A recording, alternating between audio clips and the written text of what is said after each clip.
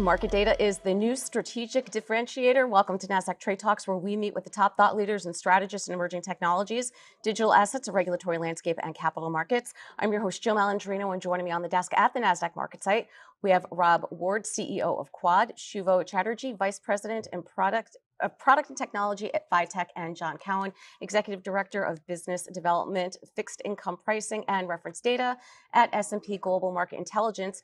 We are here to discuss why data is now about usability, control, and consistent outcomes. It is great to have all of you with us. Welcome to Trade Talks. Certainly, market data, a hot topic. And Bob, certainly we have seen it evolve in ways that are just going to get quicker and quicker. Absolutely. Well, one, thank you for having me too. Yeah, so I mean, market data, when you have gray hair like myself, it's evolved quite a bit over the last 30 years or so.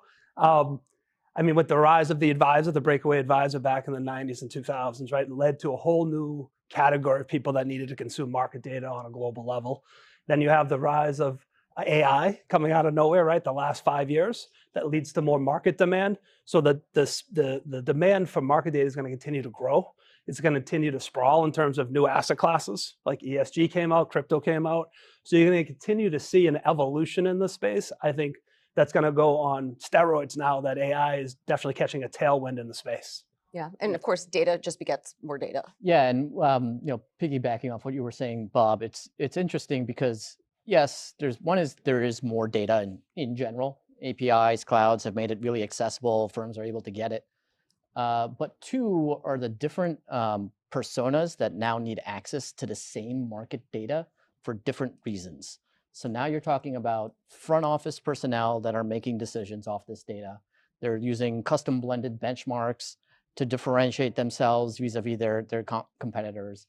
Then you have someone on the back office that's just trying to process an income or process a dividend, but they're all working off of market data. Yeah, and of course, speaking of market data, which you provide, how have you seen it evolve? Just over time, we've seen, number one, just the volumes, the sheer growth of number of instruments that are out there, the types of instruments that customers are looking to invest in, looking to consume nowadays.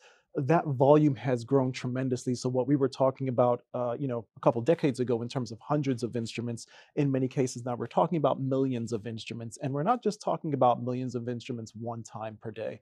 We're talking about millions of instruments multiple times per day. We're talking about real-time data streams all day long nowadays. And how do we get that data in real time to our customers? And the flip side of what we put out there to our customers in terms of real time is how do we ingest data on a real time basis as well, so that inward flow to that outward flow over to our customer base becomes very, very important and very, very key for volume growth as well. So let's pull the curtain back here and understand how the sausage is made.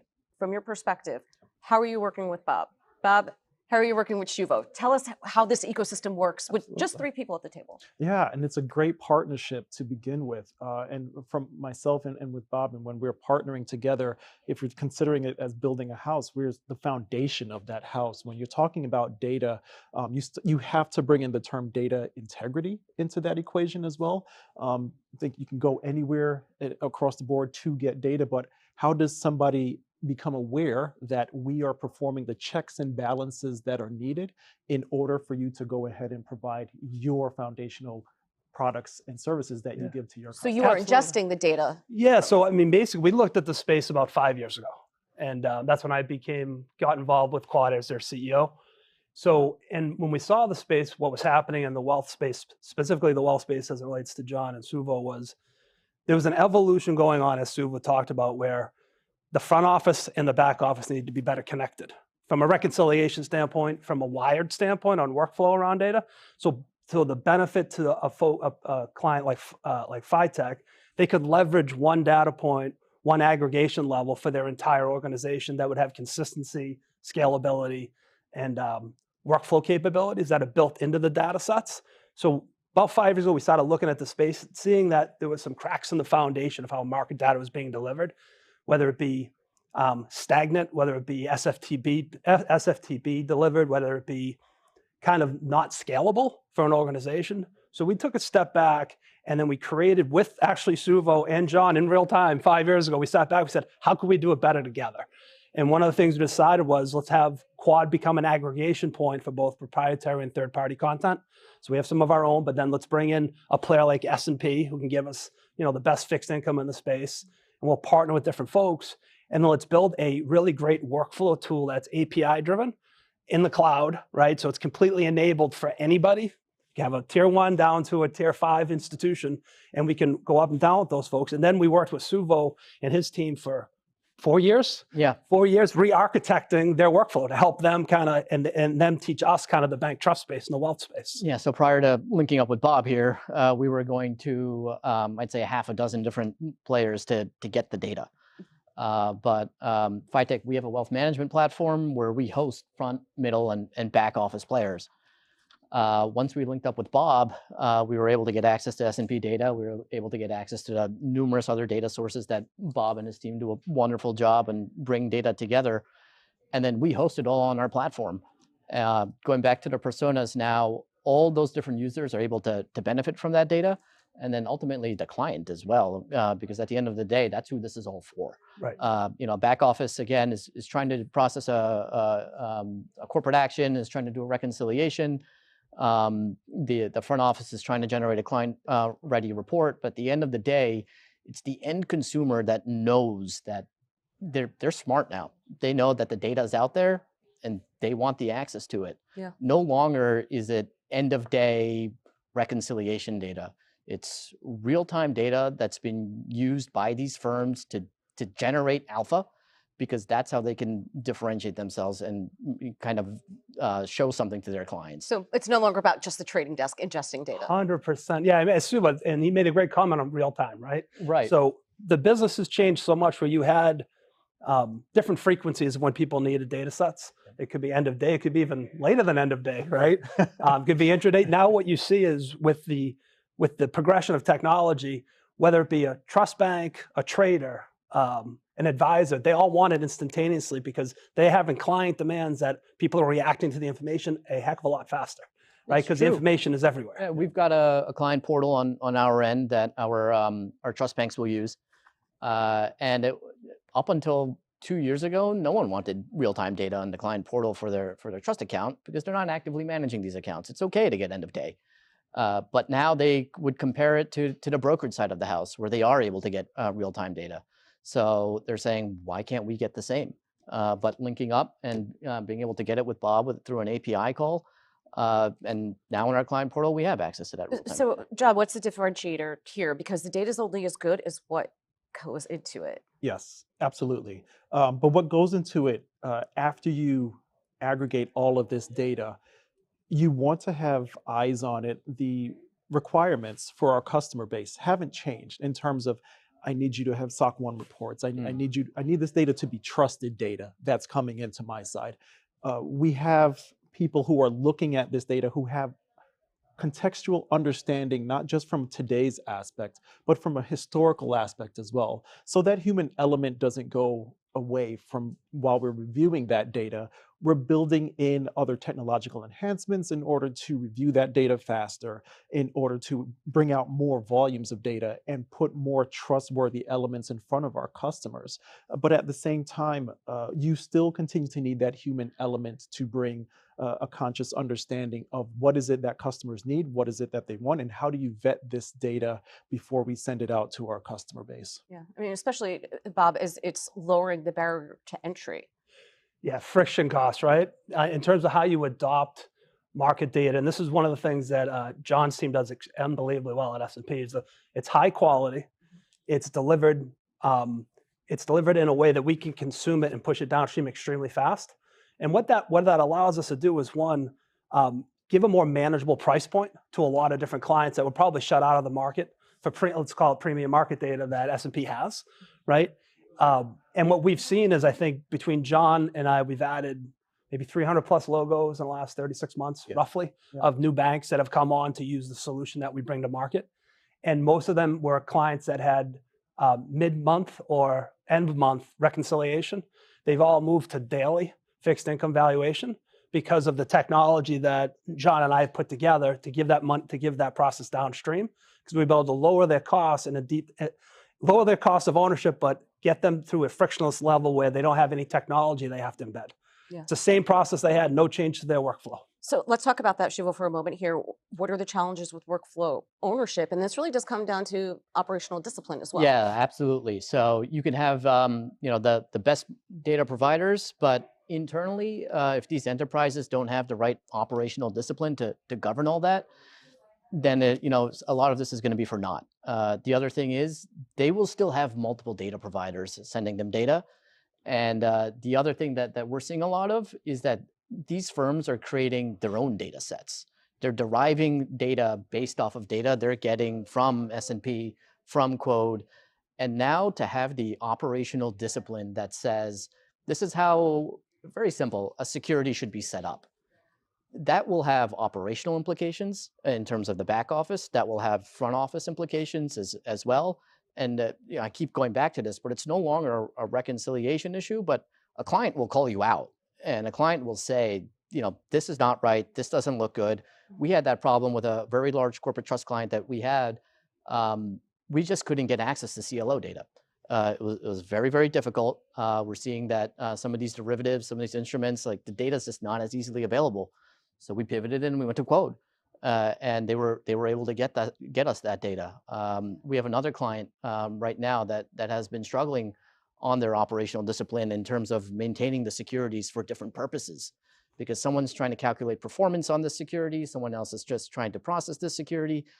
Everyone is trying to use this same security for different things. But at the end of the day, the security master, one, needs to support all those things, and two, they have to have the operations staff to be able to do that. Is it almost drinking water through a fire hose with so much data coming at you and trying to understand, okay, how do I differentiate myself in the business? What do I do with this? How do I clean it? It feels like there's just so much coming at you, and that's a trend that's not going to reverse. Absolutely. And I think one of the things that we find with the likes of our broad customer base, we have so many pieces of data as a firm that we're sitting on. So we're talking about the valuation, we're talking about the pricing across the credit space. But what is it that customers really do want? So with millions of pieces of data that are coming at you intraday, again, talking about live data, distinctly, what does each participant want for their particular service? With the expansion of the ability to ingest more data, with data warehouses expanding, you're talking about the capability to build out broader just models for saving data downstream on their side, or whether they're using a cloud-based service.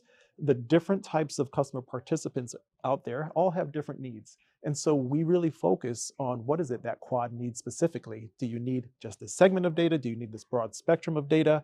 And we really focus on how do we vet those data points that are needed for the customer. So let's talk about AI now. Yeah. Layer that on top. When you think about the future of market data consumption, how is AI going to impact that? It's going to absolutely increase it dramatically. So what we're seeing already is an unbelievable number of new entrants in the marketplace from a fintech perspective. So how our business is broken up is we have an institutional side, then we have, I'll call a fintech marketplace side. Together, it's about 1,800 or so clients. We're seeing a huge spike in new fintech players coming into the space and needing market data. Not just, I need whatever type of market data, I need high quality market data that's workflowed and wired into my applications, because people are making trading decisions off that. So I think the AI trend is going to be fantastic for market data consumption. I think it's going to test a lot of folks on their scalability and throughput in terms of how their systems react to this increasing demand.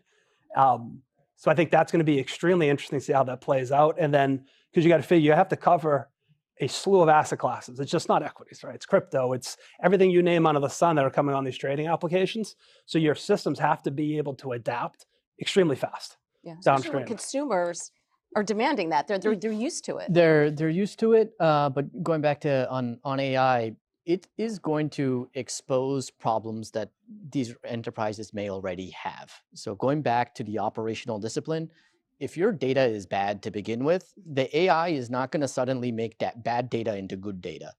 It is going to expose it exponentially, especially if firms are training their AI models on that data. Especially if they're getting, like we work with enterprises that are getting the same data sets from different providers. And now the AI is just going to make stuff up. So one is it's going to, if your underlying infrastructure is not clean and not disciplined, the AI is just going to expose that.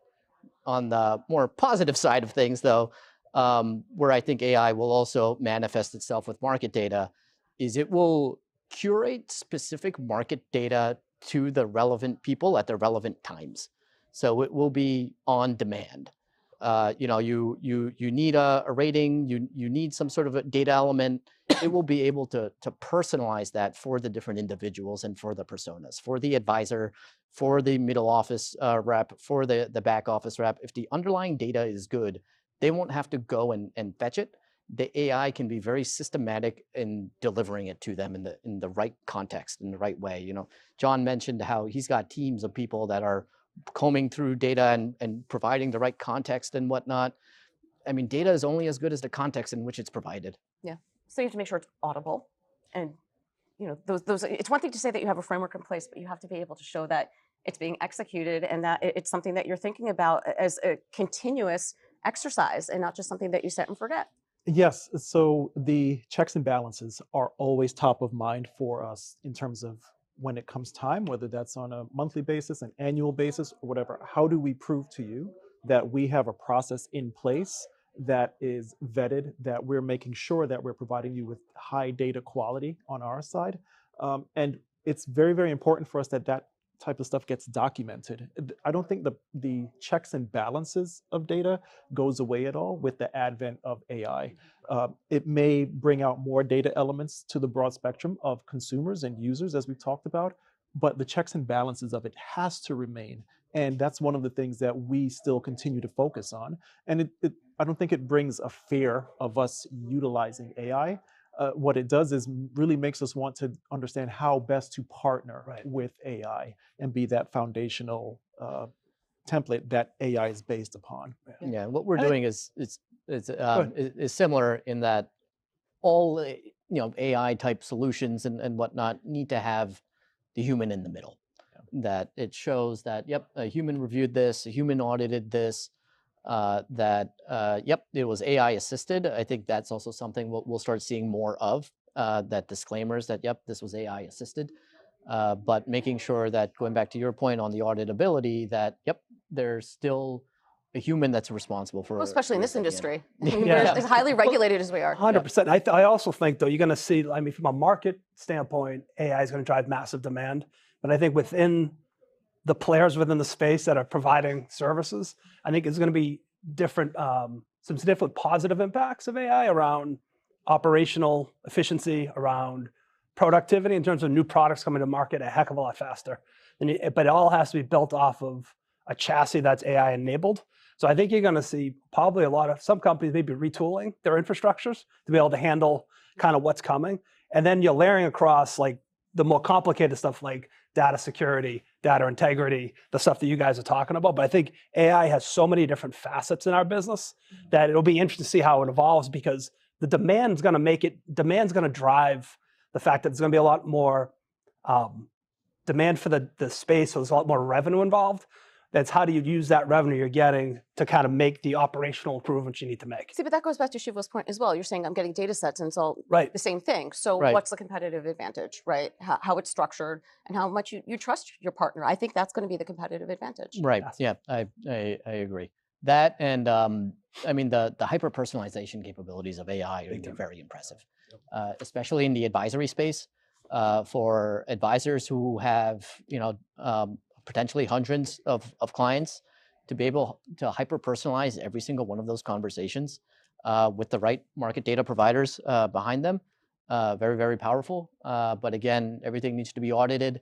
And what will also be interesting through all of this is the cybersecurity angle of things and how the data is protected, seeing through PII from where a user input it on their browser over here, all the way through the back end.